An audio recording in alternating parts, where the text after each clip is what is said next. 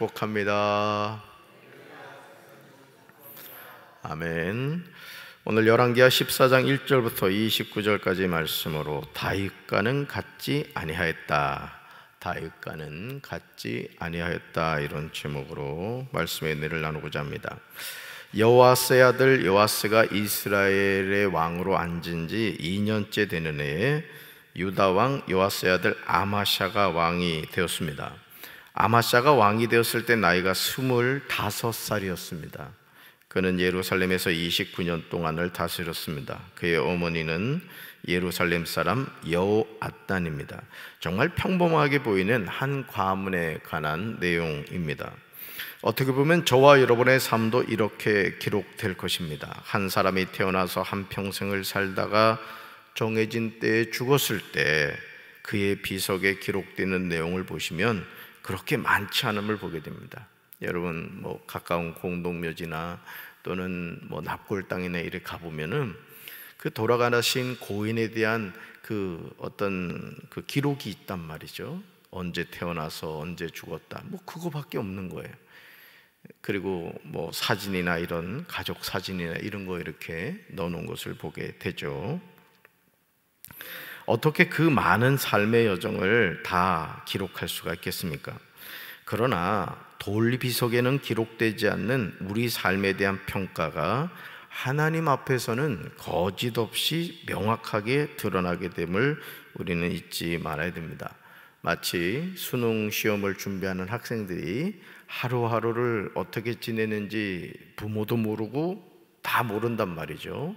그러나 수능 시험을 보면 성실하게 시험을 준비한 학생들은 그 수고한 것에 대해서 이렇게 점수를 얻는 것을 보게 되죠. 우리 삶도 마찬가지라는 거예요.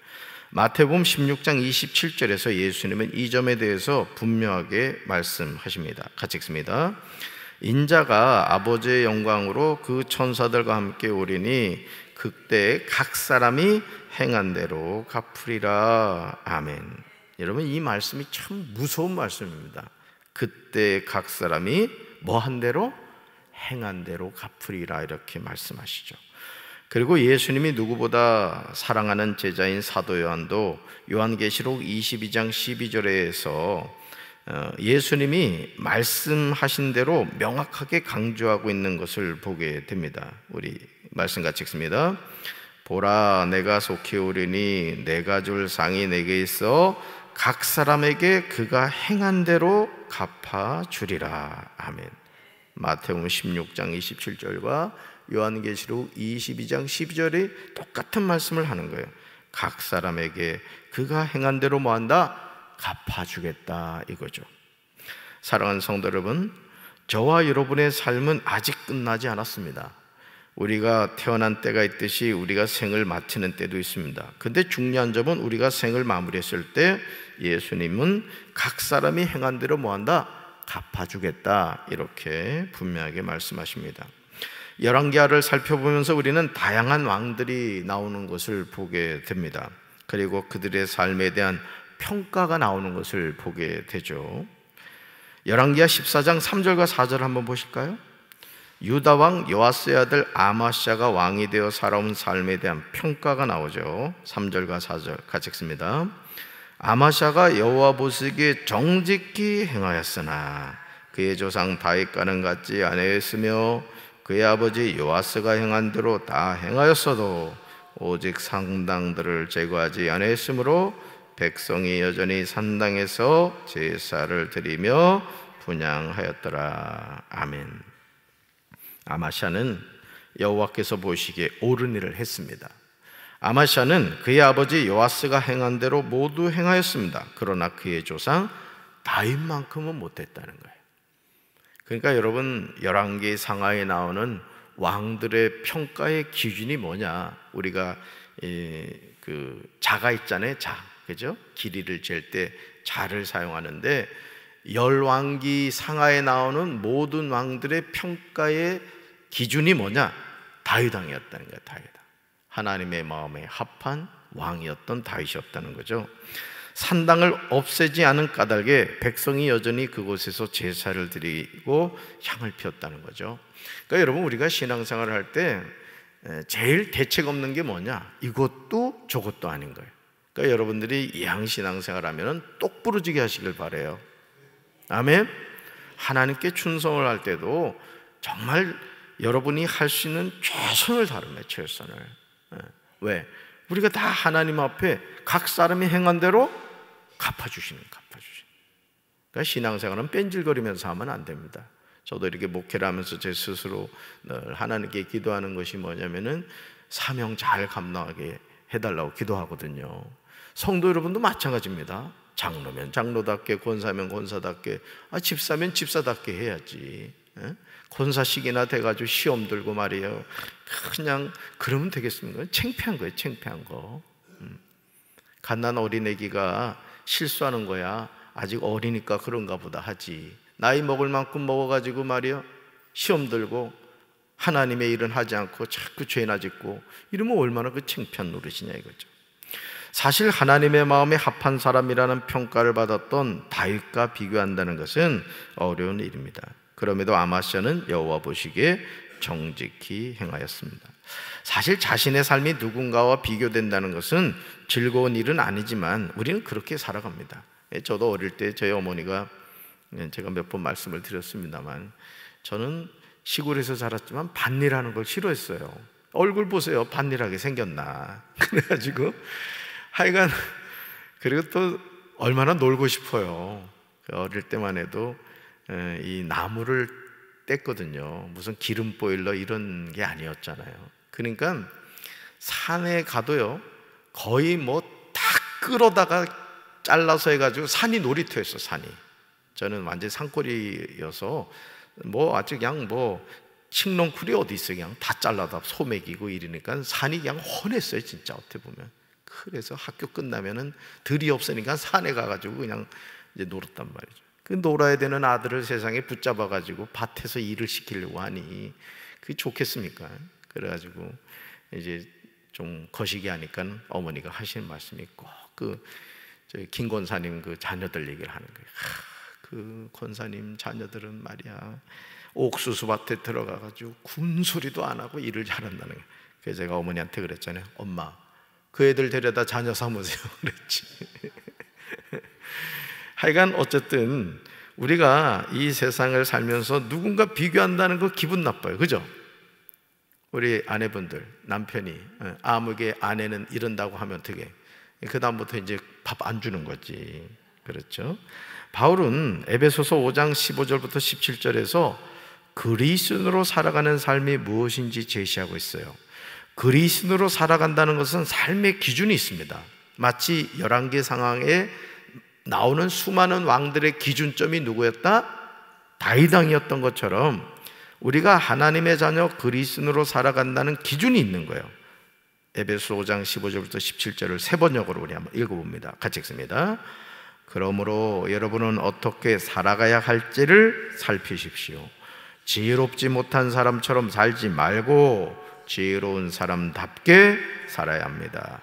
세월을 아끼십시오. 때가 악합니다. 그러므로 어리석은 자가 되지 말고 주님의 뜻이 무엇인지 깨달으십시오. 아멘. 그러므로, 이건 항상 결론이잖아요, 그죠? 그러므로 여러분은 어떻게 살아가야 할지를 살피십시오. 어제도 어느 여성교회에서 교회 이 화단에 풀을 뽑았단 말이에요. 그래서 제가 너무 감사해가지고 이제 저녁을 대접을 했습니다만은, 어쨌든 여러분, 우리가 하나님이 이렇게 자녀로 살아갈 때 하나님이 나에게 맡겨주신 사명을 감당하는 게 중요한 거예요. 아멘.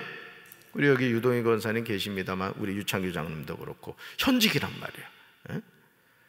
연세가 지금 80이 헐썩 넘으신 분들인데도 현직에서 교회 차량 관리를 하고 운행을 하고 이런단 말이에요. 지난번에 우리 유감 선생님 만났더니 아버님한테 이젠 좀 쉬세요 이렇게 얘기를 하는데도 이렇게 하신다 그래서 제가 그랬습니다. 아직도 현직이십니다. 제가 그 말씀을 드렸거든요. 여러분도 마찬가지라는 거예요. 우리 장로님들도 마찬가지거든요. 내가 원로다. 원로가 어디 있어? 그러니까 우리가 마음가짐을 갖는 거예요. 그러니까 저도 담임 목사지만은 제가 교회를 살피고 이 교회를 바로 세워가려고 하는 이유 중에 하나가 뭐냐면, 교회는 담임 목사가 어떤 마음을 가지고 목회하느냐에 따라서 그 교회 색깔이 결정됩니다. 아멘. 그래서 성도 여러분들이 왜 담임 목사를 위해서, 우리 목회자들을 위해서 기도해 주셔야 되냐면, 그 교회는 그 목회자들의 영적 수준 이상을 넘어서질 못하는 거예요. 이게 거룩한 부담감이죠, 사실. 저는 우리 성도 여러분들이 담임 목사와 우리 함께 동역하는 목회자들을 위해서 기도 많이 해주시기 바랍니다. 할렐루야. 이순신 장군이 배 13척인가 가지고 여러분 그 일본 놈들하고 싸워가지고 이기잖아, 임진왜란에. 그러니까 지도자가 중요한 거예요, 오늘도. 그러니까 그 지도자가 성령 안에서 깨어 있어서 하나님의 비전을 선포하고 우리 이 방향으로 갑시다 하면 여러분들 어떻게 돼? 아멘 하고 순종하면 된단 말이에요. 믿습니까? 우리 교회는 부흥한다고. 지금도 부흥하고 있지만은 하나님이 역사하실 줄로 믿습니다. 그러므로 여러분은 어떻게 살아가야 할지를 살피라는 거예요. 세월을 아끼라는 거예요, 여러분. 어제는 이미 우리 삶에서 떠난 거예요. 다시 돌아올 수가 없다고요. 하나님의 자녀는 매일 매 순간 어떻게 살아가야 할지를 살펴야 돼요. 주님의 뜻이 무엇인지 깨달아야 돼요. 아마샤가 여호와 보시기에 정직히 행하였지만 그의 삶은 그의 조상 다윗과 같지 않았어요. 왜? 하나님의 뜻을 묻지 않았기 때문에. 그래서 여러분, 이 새벽 기도를 드리는 게 참 중요한 게, 여러분 그래도 새벽 기도하는 분들은 하나님께 묻는단 말이야. 하나님, 오늘 이 하루를 저에게 선물로 주셨는데 오늘 어떻게 살아야 될까요? 이렇게 우리가 묻는단 말이에요. 기도는 하나님과의 대화란 말이에요. 그러면 하나님이 여러분들에게 깨닫는 지혜를 주신단 말이에요. 꼭 귀에다 대고 그래 너는 몇 시에 뭐하고 몇 시에 뭐하고 이렇게 말씀하시지 않아도 내 안에 계신 성령님이 하나님이 기뻐하시는 일을 감당하게 한단 말이에요. 믿습니까? 그런 거예요. 아마샤는 나이 25세 유다 왕이 된 후에 예루살렘에서 29년간 나라를 다스렸습니다. 절대 짧지 않은 기간이죠. 그러나 아마샤는 영원히 살 수 없었다는 것이죠. 열왕기하 14장 18절을 보시면 아마샤의 남은 행적은 유다왕 역대제락에 기록되었다고 증언하고 있습니다. 아마샤는 나라가 그의 손에 굳게 서자 그의 아버지 요아스를 죽인 신복들을 죽였습니다. 그런데 왕을 죽인 자의 자녀들은 죽이지 않는 것을 보게 됩니다. 아마샤가 이렇게 한 이유는 모세율법책에 기록된 말씀을 따른 것이죠. 자, 거기에 이렇게 이제 기록하고 있었어요. 우리 같이 읽습니다. 아버지가 자녀 대신에 처형되어서도 안 되고 또 자녀가 아버지 대신에 처형되어서도 안 된다. 오직 각 사람은 자신이 지은 죄에 따라 처형되어야 한다. 아멘. 이게 하나님의 명령이었기 때문이죠. 아마샤는 다윗의 길로 간 거예요. 저는 우리 사랑하는 성도 여러분들이 오늘도 다윗의 길로 가시기 바랍니다. 생명의 길로 가시라고요. 그러니까 여러분, 우리가 참 우리 성도들이 이렇게 신방을 하거나 이야기를 나눠보면 자꾸 과거의 발목이 잡히는 사람도 있어. 누가 어땠고, 뭐 누가 나에게 상처를 줬고, 뭐 이런 거. 그때는 뭐 돈이 많았는데 지금이 있어야지. 지금 지나간 거 아무리 많이 얘기하면 뭐 하냐고 더 속상하지. 그러니까 여러분, 우리가 하나님의 자녀로 믿음으로 살아간다는 건 뭐냐? 현재 나를 인정을 해야 돼요.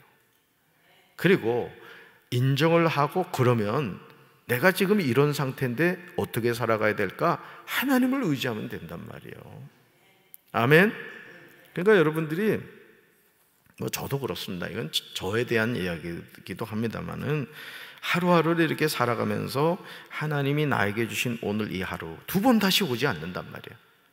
그러면은 내 삶에 하나님이 기회를 주신 것을 기억하고 하루하루 소중하게 살아가시라고. 믿습니까?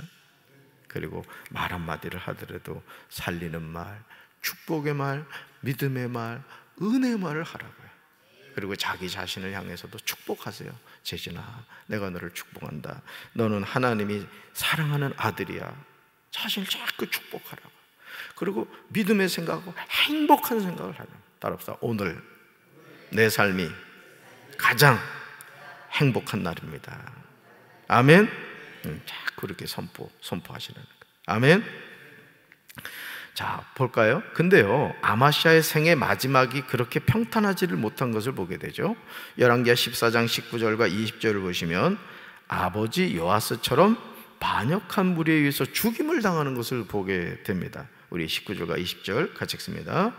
예루살렘에서 무리가 그를 반역한 고로 그가 라기스로 도망하였더니 반역한 무리가 사람을 라기스로 따라보내 그가 거기서 죽이게 하고 그 시체를 말에 실어다가 예루살렘에서 그의 조상들과 함께 다윗성에 장사되니라. 아멘.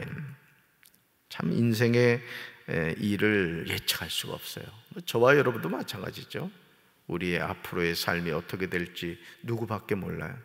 하나님밖에 모르는 거예요. 그러니까 하루하루 마음에 살아야 감사하며 사시라는 거예요.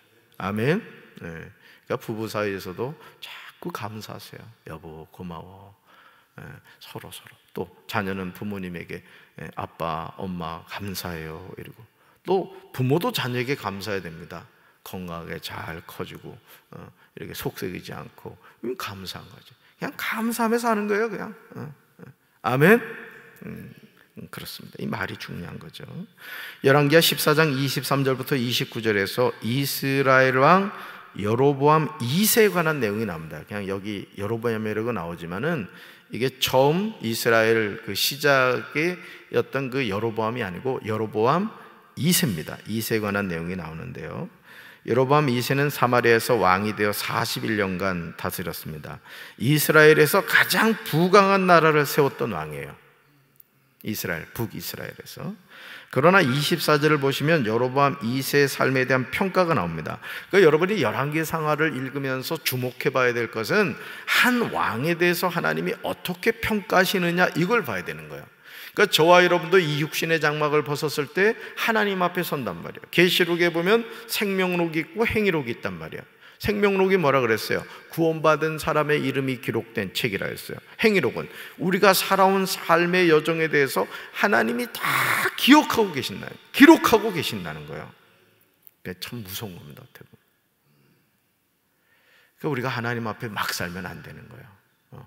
예수 믿는 사람이 정말 정직하게 빛과 소금의 역할을 감당해야 되는 겁니다. 할렐루야.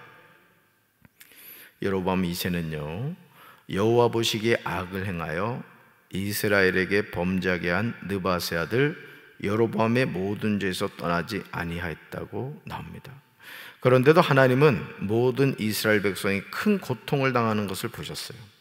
살아계신 하나님은 자녀들이 고통당하며 사는 것을 절대 외면하지 않으셨다는 것이죠. 그러니까 오늘도 우리가 하나님의 자녀로 이 세상을 살아갈 때 뭘 기억해야 되냐? 하나님은 보고 계신다. 하나님은 알고 계신다는 거예요. 그러니까 우리의 마음을, 우리도 때로는 헷갈릴 때 있지만 하나님은 우리의 마음과 생각을 뭐 하신다? 익히 잘 알고 계신다. 그래서 여러분들이 때로는 기도가 나오지 않을 때 그냥 이렇게 기도하시면 돼요. 주님 아시지요? 주님 제 마음 아시죠?